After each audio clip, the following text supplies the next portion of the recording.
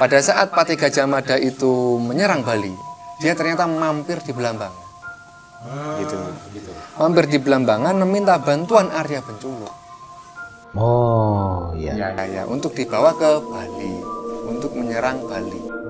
Dari sekian perang yang pernah dilakukan oleh Gajah Mada menginvasi kerajaan-kerajaan lain, menginvasi Bali, menyerang Bali, ini adalah salah satu perang yang cukup berat bagi Gajah Mada, menurut orang ini tadi. Bahkan dalam perang tersebut, kerisnya Patih Gajah Mada itu patah Ketika melawan? Kebo Iwa. Oh, Patih Kebo Iwa.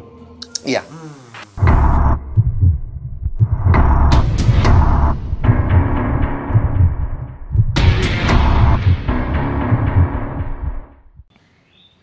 Oke Sobat Viewer, saat ini kita sudah sampai di tempat narasumber kita. Agar tidak menunggu lebih lama lagi, mari kita masuk ke dalam.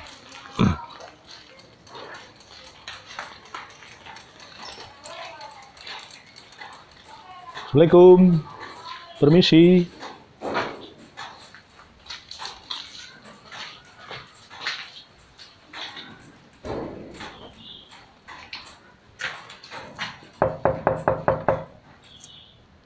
Bun.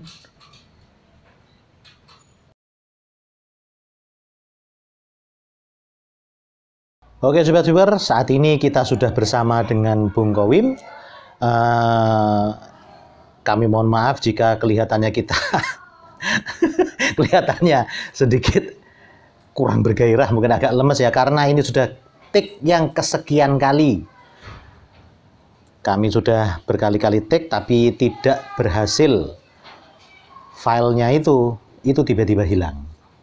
Dan ini sering kali terjadi ketika kami sedang membuat konten atau sedang membahas tentang pusaka. Nah, begini, kita mengunjungi Bung Kowim ini karena mendapatkan informasi Bung Kowim ini memiliki sebuah pusaka berbentuk keris yang mempunyai cerita yang berhubungan dengan Mahapatih Gajah Mada. Ya. Mungkin bisa diceritakan dan atau mungkin sambil ditunjukkan? Ya. Pertama-tama saya ingin menyampaikan saya sudah capek bicara ya. Karena sudah berjam-jam tetapi selalu videonya tidak berhasil. Korup lah. Setelah itu filenya hilang. Korup bukan tidak bisa, setelah itu filenya hilang. Ya. Mungkin sebelum kita memulai membahas ini, saya sampaikan dulu untuk apa? Menghaturkan sembah. Iya, menghaturkan salam yang cocok untuk leluhur mungkin. Iya, mungkin. Itu kalau ini misalkan itu bertentangan dengan keyakinannya Sobat Viewer, ya mohon dimaklumi aja dan tidak perlu marah-marah. Ya, karena kami tadi sudah membaca Bismillahirrahmanirrahim beberapa kali, tetapi ternyata juga belum bisa berhasil. Barangkali dengan salam pembuka yang untuk leluhur ini bisa berhasil. Ya. Om Shanti Shanti Shanti Om. Nah, oke Bung Kowim, mungkin bisa langsung masuk ke materi pembahasan tanpa menunggu lebih lama lagi. Ya, pertama-tama lagi saya meminta Sobat Viewer tidak menganggap ini perbuatan syirik tadi. Ya, ini kan hanya sebuah salam pembuka. Mungkin Assalamualaikum atau Bismillah leluhur tidak mengerti karena mereka bukan orang Muslim kan. Iya, karena yang berkaitan yang kita bahas ini mungkin ya dulu beliau masih belum Muslim. Iya. Nah, barangkali seperti itu. Juga saya sampaikan salam hormat kepada Mahapatih Gajah Mada, kemudian Arya Kenceng atau Arya Benculuk, kemudian Mahapatih Kebo Iwa dan Raja Bedahulu Sri Astasura Ratna Bumi Banten. Ya, gimana? Ya semoga beliau semua itu tenang dan memberkati kita semua. Ya, karena nama-nama itu yang akan kita bahas pada cerita ini, begitu Sobat Viewer.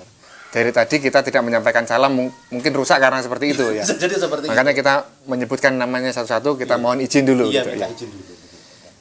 Ya, jadi begini Bung Pri, ini Sobat Viewer ya, saya tunjukkan untuk kesekian kalinya di depan kamera. Saya memiliki keris. Nah, ini keris dapurnya ke belajar, tapi saya masukkan dulu lagi, baru bercerita kan gitu ya. Nah, seperti pada episode-episode sebelumnya di Banyuwangi Jujur Baik Channel, saya kan sering melakukan penelusuran tentang pusaka, ya kan. Nah, memang dalam konten-konten itu saya mengatakan bahwa saya tidak memahami pusaka karena memang saya tidak ada sekolah khusus tentang pusaka. Iya, tidak ada pendidikan formal memang. Iya, Pusaka. sehingga saya mengatakan saya adalah orang awam. Walaupun sebetulnya di rumah saya banyak sekali pusaka. Baik pusaka yang memahari orang karena saya suka dengan pusakanya, maupun pusaka penemuan seperti yang Sobat Viewer beberapa waktu lalu itu sering sekali saya lakukan karena sudah basicnya seperti itu, suka pusaka. Dan selain itu di Banyuwangi Jujur Baik Channel saya juga sering melakukan penelitian bahasa gitu. Nah, ini adalah yang spesial dari beberapa pusaka, lebih dari 20 bilah pusaka yang saya punya saat ini. Dan ini saya katakan yang paling spesial. Karena memiliki keterkaitan dengan sebuah nama yang nama besar. Ya, ini Mahapatih Gajah Mada. Gitu. Ya.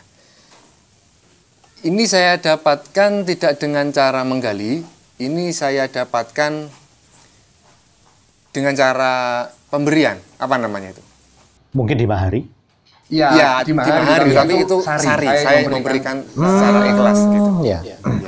Nah, pada seseorang yang cukup tua di sebuah wilayah di Banyuwangi gitu.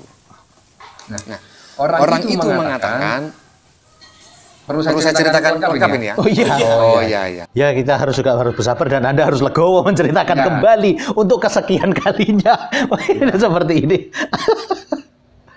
Jadi saya seperti biasa mengunjungi sebuah tempat di Banyuwangi ini yang disinyalir memiliki hubungan dengan leluhur atau memiliki sisa-sisa peninggalan leluhur begitu. Nah, di suatu tempat tersebut saya bertemu dengan seseorang yang usianya sudah cukup tua, di atas 90 tahun, tetapi saya tidak pernah menanyakan namanya.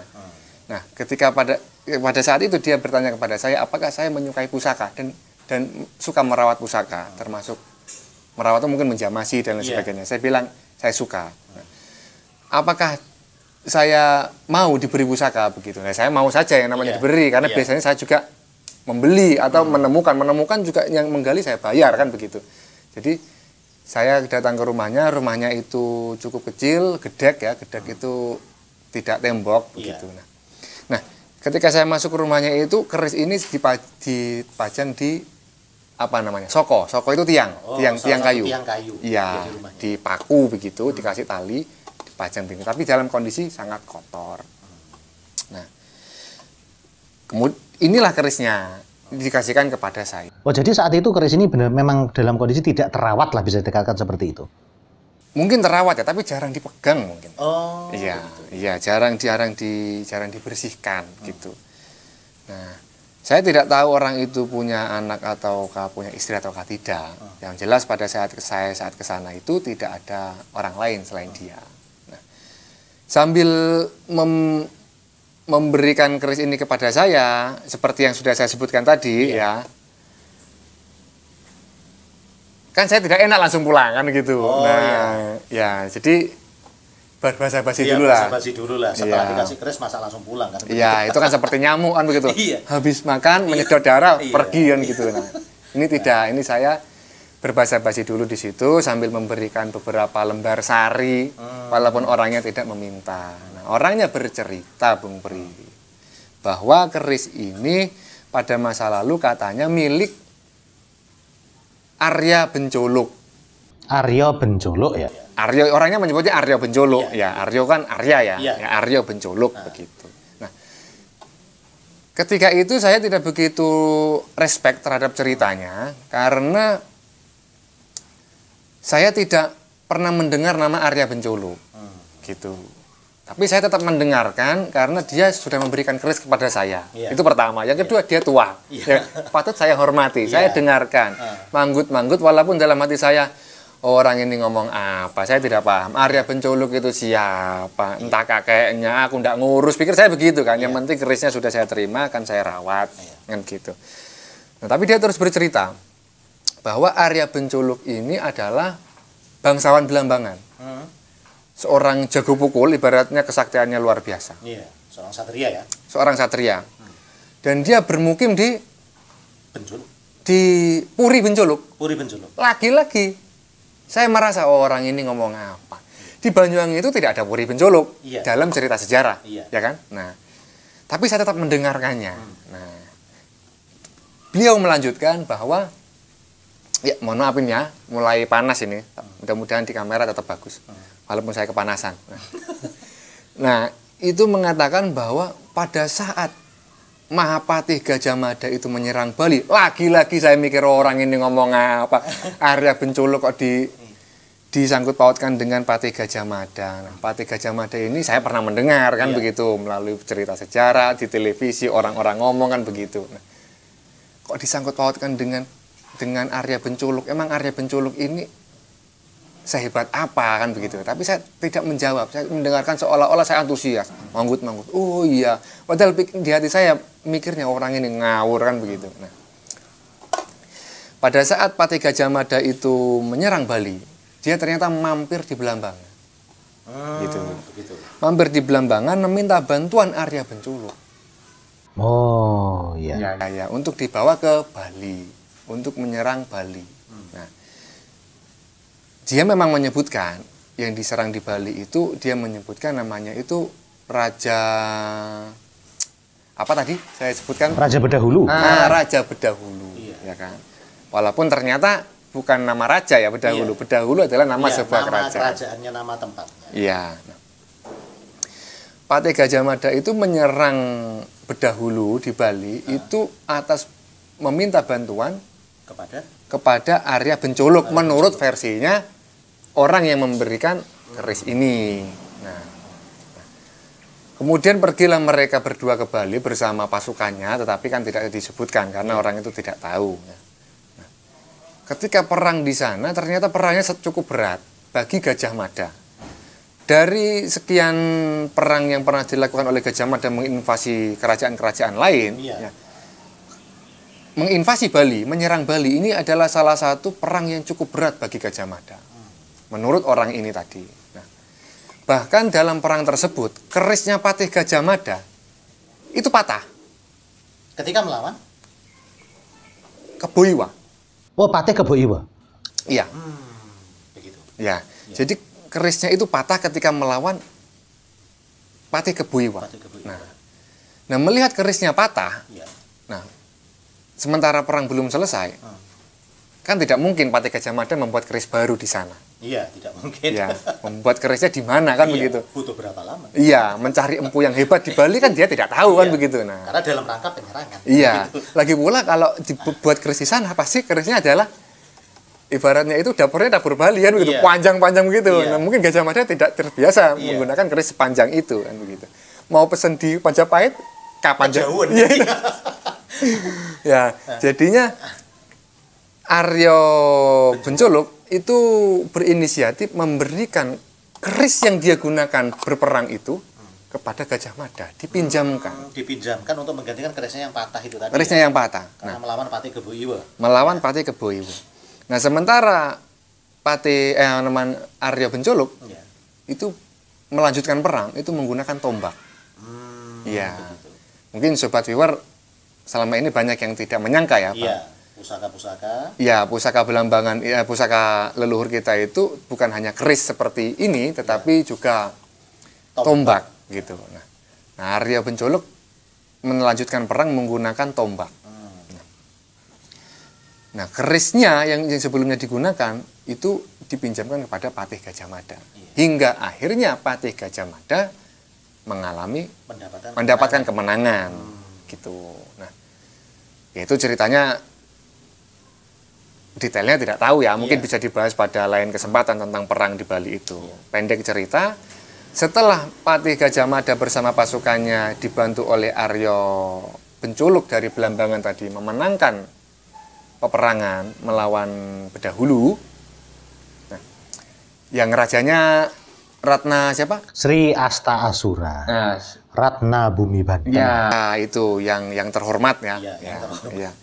dengan patihnya Mahapatih Keboiwa. Nah, itu setelah menang, ternyata Arya Benculuk ini tidak kembali lagi ke Benculuk.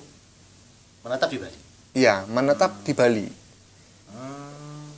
Bahkan saya mendapatkan kabar bahwa raja-raja di Bali, raja kerajaan ini ketika ditarik garis lurus ke atas, ini keturunan dari Arya Benculuk tersebut. Gitu. Nah, tapi memang ada itu puri dalam Benculuk itu kan di Bali? Ya saya tidak tahu, saya hanya pernah mendengar saja. Bisa jadi ada hubungannya juga mungkin ini ya. Ya, pasti ada. Ya, nanti mungkin ceritanya ini akan sampai ke sana. Nah, mungkin Sobat Kuir kalau mungkin ada yang dari Bali bisa lah mungkin ya ikut-ikut komentar. Memberikan komentar, masukan atau sesuatu yang mengkonfirmasi tentang cerita ini. Iya. Tapi tidak perlu marah-marah jika cerita ini tidak cocok, tidak sesuai dengan apa yang Sobat Viewer pahami atau ketahui selama ini. Dilanjutkan ceritanya ya. Iya.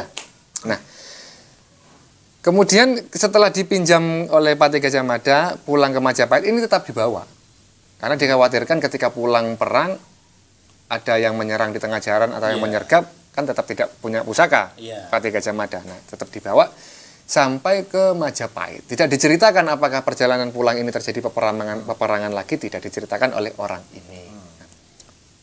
Nah, kemudian setelah sampai Majapahit, keris ini karena ini pinjam, nah ini dikembalikan lagi ke Arya Benculuk melalui seorang utusan. Tetapi tidak dikembalikan ke Bali, tidak dikembalikan ke Arya Benculuk yang sudah bermukim di Bali. Iya, tapi dikembalikan ke Puri Benculuk.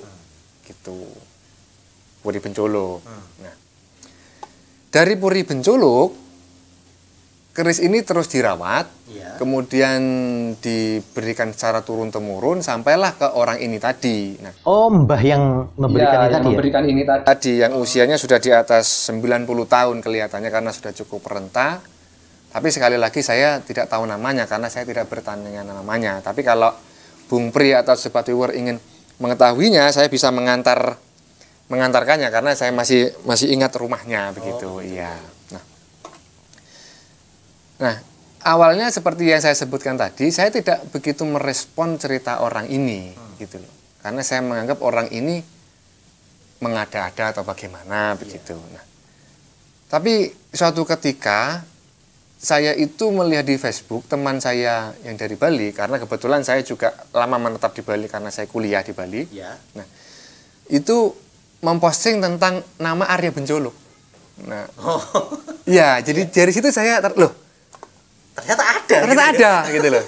Ya mengkonfirmasi ceritanya Mbah itu tadi ya. Belum mengkonfirmasi tapi sudah ada orang yang menyebut nama Arya Benculuk. Nah, saya memang menyukai sejarah, saya menyukai tentang penelitian, termasuk tentang leluhur Belambangan ya. Nah, tapi saya tidak pernah mendengar nama Arya Benculuk. Gitu. Makanya saya tadi itu tidak begitu menggubris cerita Mbah yang memiliki keris ini tadi. Nah, tapi ketika teman saya itu menyebut Arya Benculuk, saya interest. Nah, ada ketertarikan. Kemudian saya tanya, lah siapa Arya Benculuk itu? Lah, Arya Benculuk itu bernama asli Arya Kenceng katanya. Arya Kenceng. Nah, kemudian saya baru ngeh, oh berarti Arya Benculuk ini berhubungan dengan tempat seperti halnya Joko Tingkir, Joko Tarub ibaratnya. Nah, itu kan bukan nama aslinya, tapi Joko dari daerah itu. Nah, saya Aryo ini kan juga pemuda yang ibaratnya itu kesatria kan gitu. Nah, yang berasal dari Benculuk. Saya masih belum yakin bahwa Benculuk itu Banyuwangi. Akhirnya saya menelusuri apakah ada nama Benculuk selain di Banyuwangi. Ternyata hasil penelusuran saya tidak ada. Benculuk itu hanya ada menjadi nama desa di Banyuwangi. Tapi teman saya tadi ketika ditanya, Arya Benculuk itu berasal dari mana? Dia tidak tahu. Jadi kebanyakan orang Bali tidak mengetahui bahwa Arya Kenceng yang nama mudanya Arya Benculuk itu berasal dari Benculuk Belambangan. Gitu. Nah, dari situ kemudian saya tanya apakah ada cerita tentang Arya Benculuk yang lebih lengkap. Dia mengatakan, oh ada, babatnya ada. Walaupun babatnya ini masih kontroversi, namanya cerita kan tidak mungkin itu 100% bisa diterima semua orang.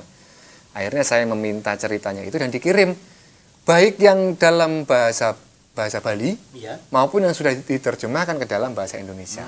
Karena saya bahasa Balinya kurang begitu fasih, saya membaca versi bahasa Indonesianya. Gitu. Nah, setelah saya membacanya itu hingga tuntas, ternyata yang diomongkan oleh Mbah ini 65% ada di dalam babat itu. Jadi bisa dikatakan mengindikasi bahwa Mbah ini ya juga sebenarnya tidak mengada-ada awalnya ya. Iya, hanya kecurigaan saya yang menganggap Mbah ini sedang berhalusinasi membicarakan sesuatu entah tentang kakeknya. Saya pikir Arya Pencolo itu kakeknya. Iya.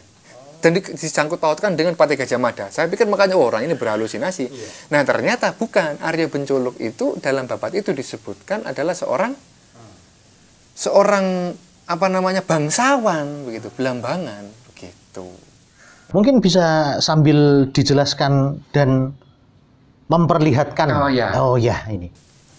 Ya, mohon maaf Sobat Viewer ya. Ini bukan sebuah indikasi syirik ini ya. Saya begini-begini ini hanya sekadar menghormati lah begitu. Iya. Karena ini dulu dibuat dengan sungguh-sungguh oleh leluhur kita kan begitu ya.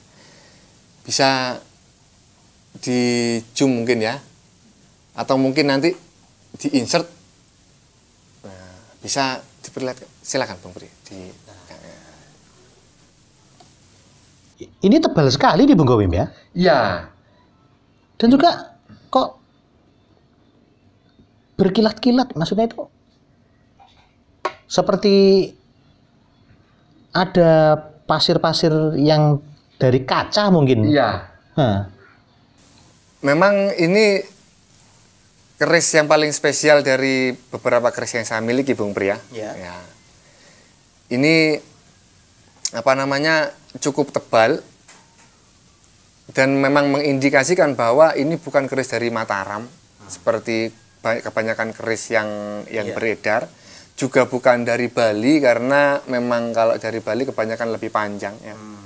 Nah, dan ini kemungkinan besar adalah keris asli Belambangan, tebalnya ini 1 cm. Bilahnya 1 cm. Bilahnya ini tebalnya 1 cm. Bukan sor-sorannya ya, sor-soran bagian bawah ini. Ini mungkin lebih tebal lagi ya. Mungkin 2 cm ini. Iya. Ya. Ini mungkin lebih tebal lagi. Dan ini juga masih cukup tajam dan bahannya juga unik tadi yang saya bilang bahwa ini seperti permata begitu. Permata yang ditaburkan tetapi ternyata ini adalah nikel. Nikel ini bahan yang terkandung unsur yang terkandung dalam meteor. Meteor? Iya. Wih, luar biasa sekali. Sehingga ini diduga kuat ini full meteorit ya, ini full meteorit. Jadi beberapa teman mengatakan yang ahli pusaka, keris full meteorit semacam ini tidak mungkin pada masa lalu dimiliki bukan oleh kalangan istana. Iya. Wah, ini luar biasa sekali Bung Gowim ya.